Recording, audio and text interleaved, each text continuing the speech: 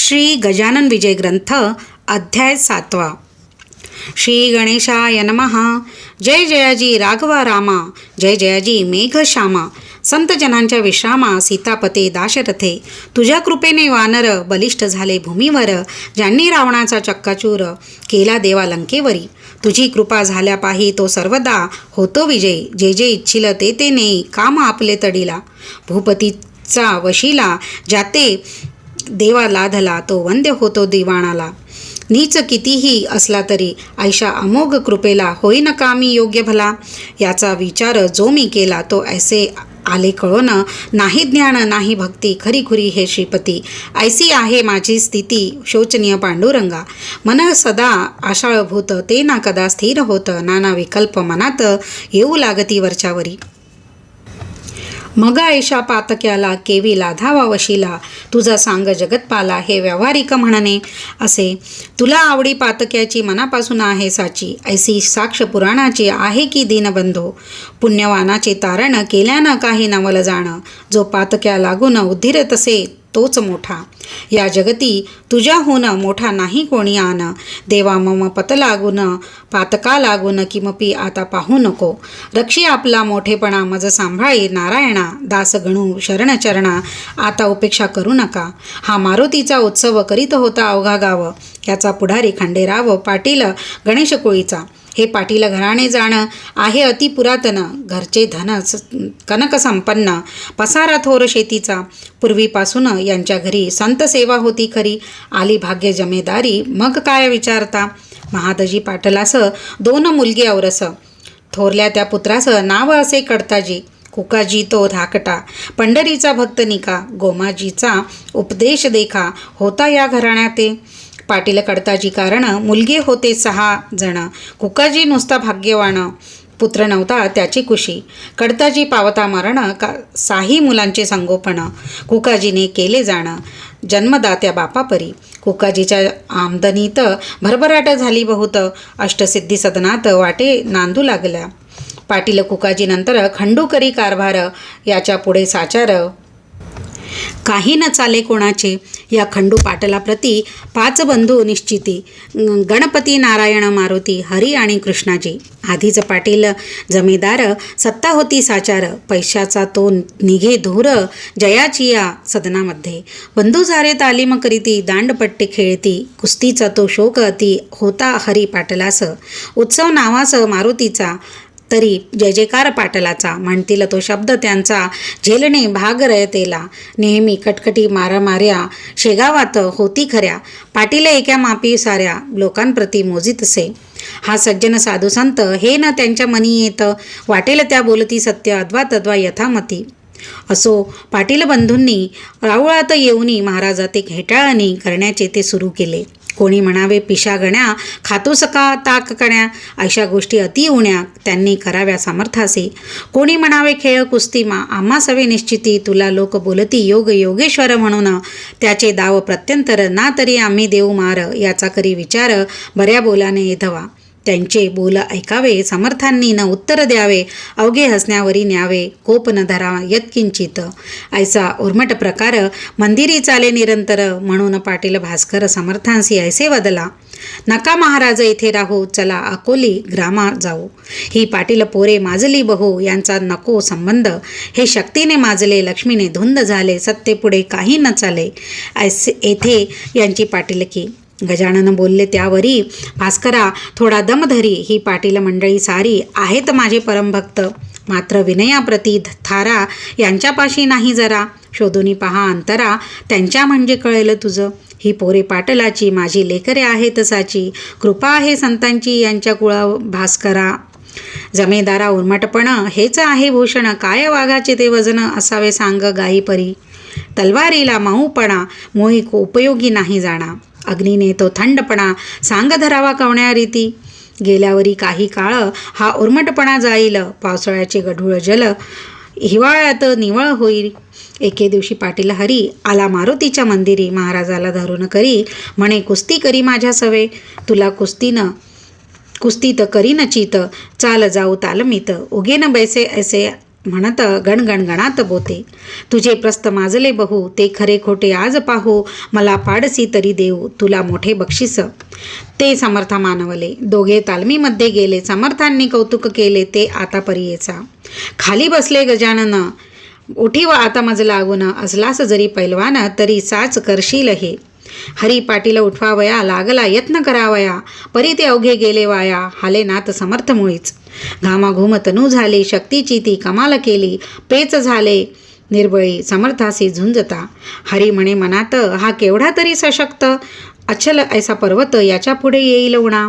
हा किडकिडीत दिसतो जरी, शक्ती याची गजापरी, खोड्या आमच्या नानापरी आजवरी याने सहन केल्या. त्याचे हेच कारण, हा गजापरी बलवान, आम्ही चंबुका समान म्हणून नाही रागवला. चंबुकाच्या चेष्टेला गजपतीनं मानी भला, श्वानाची या भुंकण्याला व्याघ्र ना देती किंमत. काही असो याच्या पायी आता ठेवणे आली डोई, आजपर्यंत मी नाही कवणासेही नमन केले. समर्थ म्हणाले हरीला, आता बक्षीस द्या आम्हाला, ना तरी चित मजला तुवा करावे कुस्तीत. कुस्ती हा मर्दानी शोकश्रेष्ठ सर्वांहून, हुनी कृष्ण बलरामे बालपणी ऐशाच कुस्त्या केल्या रे. मुष्टिका आणि चाणूर मल्लविद्येने परमेश्वर वदिता झाला साचार. जे देहरक्षक कंसाचे, पहिली संपत्ती शरीर, दुसरे ते घरदार, तिसरीचा तो प्रकार आहे धनमानाचा. तुझ्याप्रमाणे पूतनारी पाटील होता यमुना तीरी, गोकुळींची पोरे सारी त्याने केली सशक्त. तैसे तुवा करावे शरीर बला वाढवावे, ना तरी हे सोडावे पाटील नाव आपुले. हेच बक्षीस द्यावे मज, ना तरी कुस्ती करी आज, येणे रीती उतरला माझ समर्थांनी हरीचा. हरी म्हणे समर्थास, आपली कृपा असल्यास शेगावाच्या लेकरास सशक्त करिता येईल की. ऐसे धूर्तपणाचे बोलणे केले पाटील हरीने, जे मुळात असती शहाणे त्यांना शाळा नको की. असो त्या दिवसापासून हरीने दिले सोडून अद्वा तद्वा भाषण करणे पुण्यपुरुषाशी. ही पाहुनी त्याची कृती इतर बंधू बोलती, हरी तू या जोगड्याप्रती का भीतोस कळेना. आपण पाटलाचे कुमार, या गावीचे जमेदार, ते तूच कारे ठेवीशी शिर.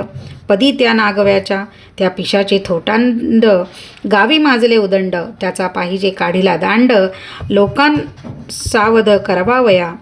ऐसे न जरी आपण केले तरी लोक अवघे होतील खुळे, पाटलाचे कर्तव्य भले गावा हुशार करण्याची. मैंद साधूचे वेश घेती, वेड्या वाकड्या कृत्या करीती, बाया बापड्या भोंदिती, याचा करी विचार. सोन्या कस लावल्या विना न कळे रे सोनेपणा, तुकारामाचा शांतपणा कळून आला उसाने. ज्ञानेश तेव्हा साधू कळला, जेव्हा रेडा वेद बोलला, परीक्षेविण कवणाला असतानी मान देऊ नये. चाल परीक्षा तयाची आज आपण करू साची, मोळी घेऊन उसांची मंदिरात पातले. हरीनं काही बोलला, इतरांशी प्रश्न केला, अरे पिशा या उसाला खातोस का तू सांग हे. जरी ऊस खाण्याची इच्छा असेल तुला साची, तरी एक अट आमची आहे ती तू मान्य करी. आम्ही उसांचे करू प्रहार तुझ्या येधवा अंगावर, त्याचे वळणा उठले जर तरीच योगी मानू तुला. ऐसे भाषण ऐकिले महाराज काही न बोलले, लेकरांचे बालिश चाळे मनीन आणि सुज्ञ कदा. मारुती म्हणाला या त्यावर, अरे हा भ्याला साचार, उसांचा तो खाण्यामार, हा काही तयार नसे. मग म्हणाला गणपती, अरे मौन हीच संपत्ती, त्याने दिदली आपणाप्रती, आता काय पाहता. ते दोघा तिघा मानवले, ऊस करी घेतले, समर्थासी मारण्या भले.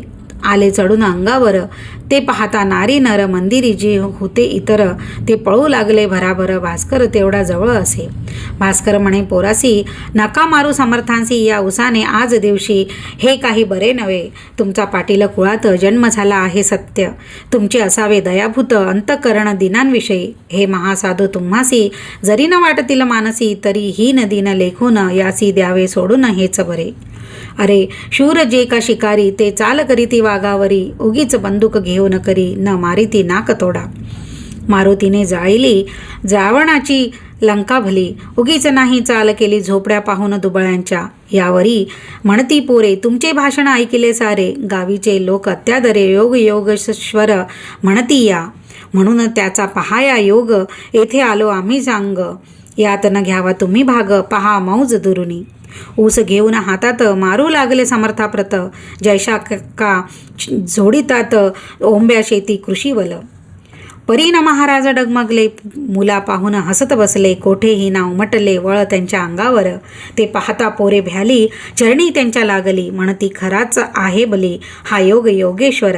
महाराज म्हणती पोराला, मुलांनो तुमच्या कराला असेल अति त्रास झाला, मारण्याने मज लागी, त्या श्रमाचा करण्या नाश, काढून देतो इक्षुरस, तुम्हा लागी प्यावयास, या बसा माझ्या पुढे. असे म्हणून घेतला एक ऊस करी भला, हातानेच पिऊन त्याला रस काढिला पात्रामध्ये.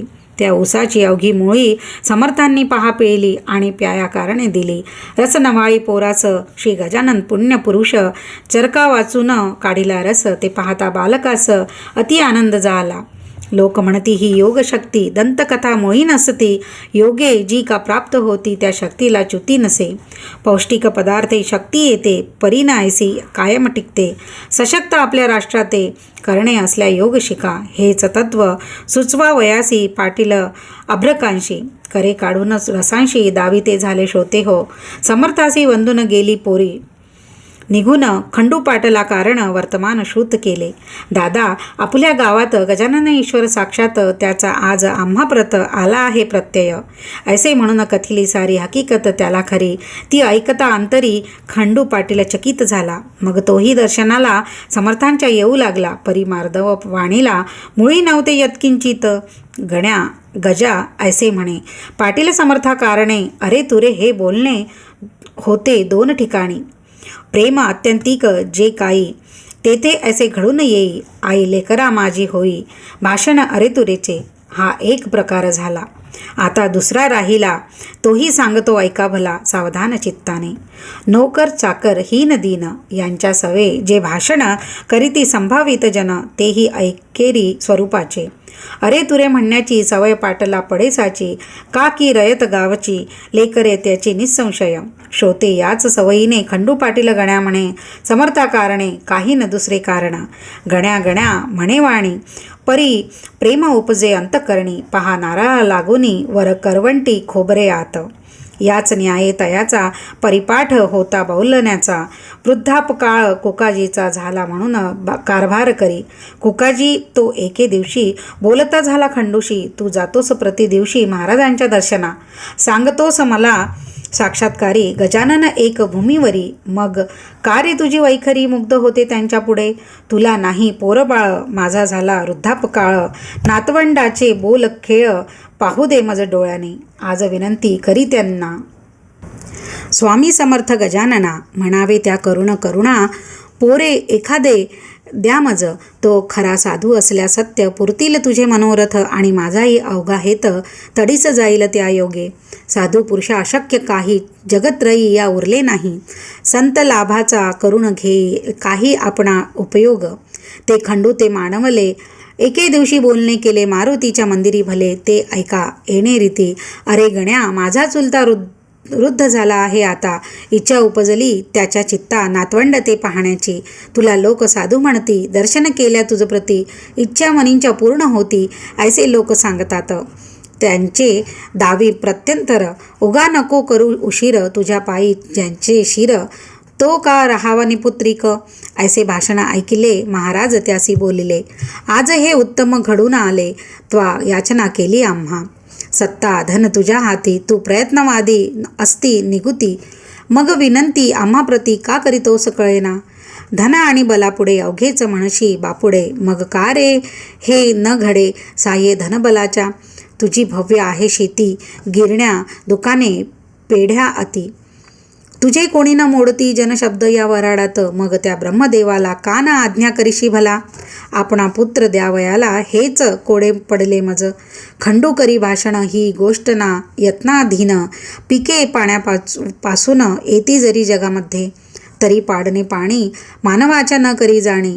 दुष्काळात जमिनी पडती उताण्याख्यात, हे मात्र पाणी पडल्यावर कर्तृत्व आपले चालविणार. तैसाचा हाही प्रकार तेथे न गती मानवाची. खंडू पाटील ऐसे बोलता हसू आले समर्था, तू केलीस याचना आता मज कारणे पोराचे.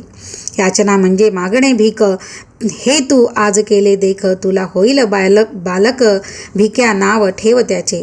पुत्र देणे माझ्या करी सर्वतोपरी नाही जरी, परी मी विनंती करी करी न खरी तुझ्यासाठी परमेश्वरा, तो ऐकेल माझी भीड, त्याला न हे काही जड, तू घराचा आहेस धड, रस आंब्याचा द्विजा घाली, हे मम मानी प्रमाण वचन, पुत्र होईल तुझं कारण, आम्ररसाचे भोजन, दरसाल घाली ब्राह्मणा, हे खंडूने ऐकले. घरी येऊन सांगितले, कुकाजीसी निवेदिले मंदिराचे वर्तमान, हे ऐकता कुकाजीचा अनंत झाला बहु असं, तो काही लोटता दिवस समर्थ वचन झाले खरे. कांता खंडू पाटलाची गंगाबाई नावाची गर्भिणी झाली साची, 9 मास पूर्ण झाले, तिचे लागी पुत्र झाला. खंडू पाटीला आनंदला, कुकाजीच्या हर्षाला पारावार काही नसे. त्याने धर्म केला बहु, गरिबा दिले गुळ गहू, पेढे बर्फीचा दिला खाऊ, गावातील भ्रकांना. थाटात झाले बारसे, भिकू नाव ठेविलेसे, पुढे बाळ वाढला असे, शुक्ल पक्षीच्या इंदुपरी. आम्ररसाचे भोजन दिले ब्राह्मणा कारण, तो संप्रदाय अजून शेगावात चालत असे. पुण्यपुरुषाची वैखरी कोठून होईल असत्य तरी, पाटलाच्या ओसरीवरी बाळ रांगू लागला. हा बोलबाला पाटलाचा देशमुख पटला न साचा, शेगाव हा दुफळीचा गाव पहिल्यापासून, एक फळी देशमुखांची एक फळी पाटलांची, अंतकरणे एकमेकांची मुळी होती अशुद्ध. प्रत्येक आपल्या डावात एकमेकांचा करण्याघात, सदा इच्छिती मनात लेश नसे प्रेमाचा. शास्त्री 2 मंत्री 2, शास्त्री 2 तंत्री 2, एकमेकांपुढे श्वान, येता गुरुगुर रोकडी. तैसे झाले शेगावात पाटील आणि देशमुखात, 36चा आकडा सत्य झाला न होईल 63चा. पुढे गोष्ट झाली ऐशी, कुकाची झाले स्वर्गवासी, पाहुनिया नातवंडासी भीमातटी पंढरीत. तेने खंडूचे उद्विग्न मन गेले सहज होऊन, तो म्हणे छत्रपूर्ण माझे आज ढासळले, ज्या चुलत्याच्या जीवावरी मी निर्भय होतो भूमीवरी, तो आधार माझा श्रीहरी, का रे नेलास काढून. ऐशी संधी पाहून बालंट आणाया कारण, पाटलावरी सवड पूर्ण मिळाले देशमुख मंडळीला. तो वृत्तांत अष्टमात सांगेन श्रोते तुम्हा प्रत, ही जमेदारी खाण सत्य आहे प्रत्यक्ष द्वेषाची. हा दासगणो विरचित श्री गजानन विजय नामे ग्रंथ, परिसा श्रोते सावचित्त कुतर्कार्ते सोडोनिया. शुभम भवतु श्री हरिहरार्पणमस्तु. इति श्री गजानन विजय ग्रंथस्य 7मोऽध्यायः समाप्तः.